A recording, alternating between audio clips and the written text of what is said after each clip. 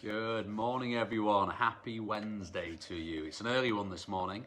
I'm getting a video out whilst things are working. I've had a couple of issues over the last week or so.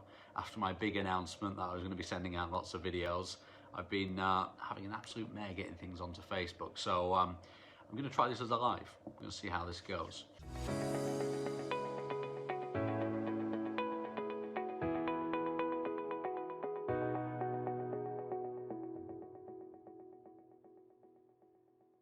So this morning I'm going to talk about customer satisfaction and do your customers hate you?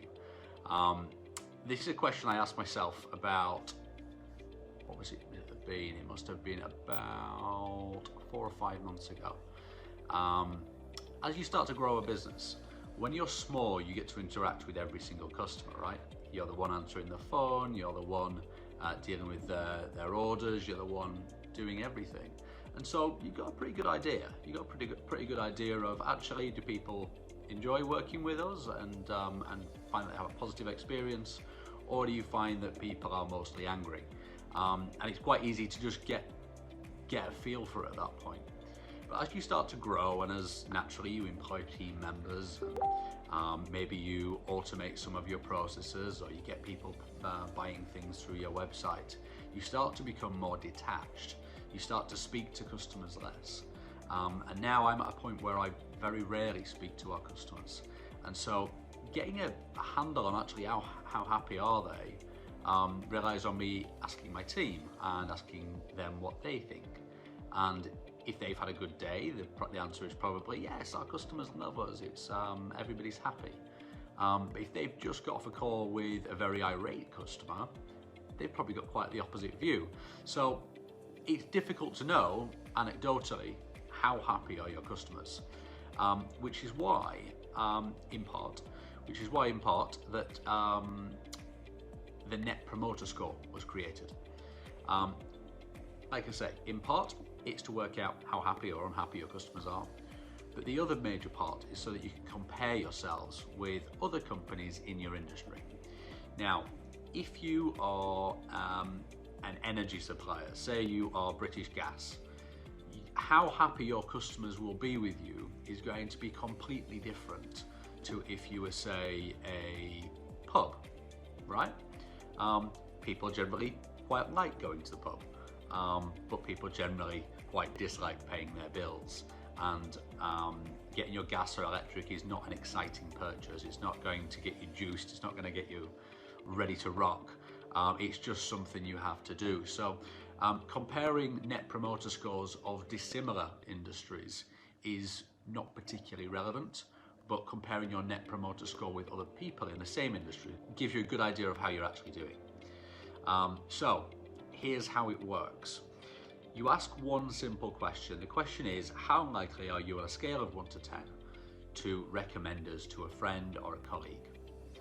And it's a great question, because it's not how was your stay, or how was this product, or was it easy, or was it this, or was it that. It's, would you recommend us to somebody else that you like? Would you ask somebody else that you like to go through the same experience you've just been through?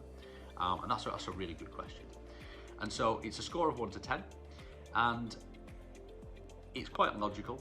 The people that answer from 1 to 6 are what are considered detractors. So people that actually don't really like you very much. If you're scoring someone from 1 to 6, that makes sense. You're not all that happy with them. Then you have 7 and 8, which are passive.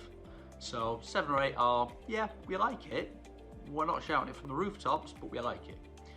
And then you have 9 and 10, who are promoters. If you're scoring a 9 or a 10, you're pretty damn happy with whatever it is that you're scoring. So you ask people the question, they score you from 1 to 10. You take all the people that scored you 9 and 10, your promoters, and you take away, sorry, this is a percentage, so you take the percentage that are promoters, and you take away the percentage that are detractors that scored you 1 to 6. And that will give you a score between minus 100 and plus 100. That then gives you the measurement. That gives you the measurement that you can now monitor. You can monitor month by month, and you can compare with other parts of your industry. The big question is, what is a good Net Promoter Score? So I asked Google the question. Google tells me that a good Net Promoter Score, or that scores work in sort of this basis. Anywhere between minus 100 and 0 is considered low. Makes sense. Anywhere between 0 and 30 is considered sort of middle of the road, average, fine. Anything from 30 plus is considered a really good score. Now, back to our customers hating us. I did this back in March because I did this for a reason. I felt like our customers hated us. And the score I got back was a minus 17, not my finest hour. And when I shared it with my team, they were equally disappointed too. It's worth pointing out, we didn't have a huge amount of data then. It was probably only 20 or 30 results. And so there's an argument it wasn't entirely correct. And we have to be mindful that people are more likely to respond when they're unhappy than when they're sort of happy. However, the score was the score. It was minus 17, and I was incredibly unhappy about it. And so we've been doing a lot of work over the last 4 or 5 months. And yesterday we had a big result. It's been climbing month on month on month, and I haven't looked at it for about 6 weeks, and I thought, actually, this is the time of year where we've got a lot of people traveling. We've got people who don't travel so frequently, or travel abroad, or usually go to 5-star resorts in the Caribbean, but now are left with very little choice in the UK. My feeling was that our Net Promoter Score wasn't going to be what I wanted it to be, but through all the changes we've made, through our new customer service system, our larger team, new processes that have been developed to make things easier for our customers, we've gone from a score of minus 17 to a score of 74, which is absolutely phenomenal. That makes us about twice as good as the average major travel brand in the UK. I think TUI's Net Promoter Score is in the region of sort of 35-40. So it's always said that what gets measured gets managed, and I think this is a key metric that if you're not measuring it, you should start to measure. The way we do it, so it's all very well knowing that you can, but actually how do you do it? So if you run a serviced accommodation business, there's every chance that you have automated messages that go out to your guests in a predefined sequence. It might be that you automatically send them a booking confirmation, or that you automatically send them an email a few days before they arrive. What you want to do is send them an email a few days after they depart saying, how did we do?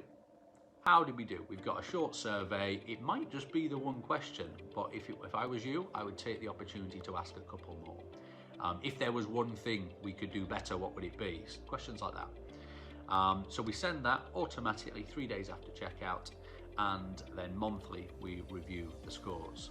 So thankfully, our customers no longer hate us, which is great news. It means that we've turned the corner from where we were to where we are now. And you can do exactly the same too.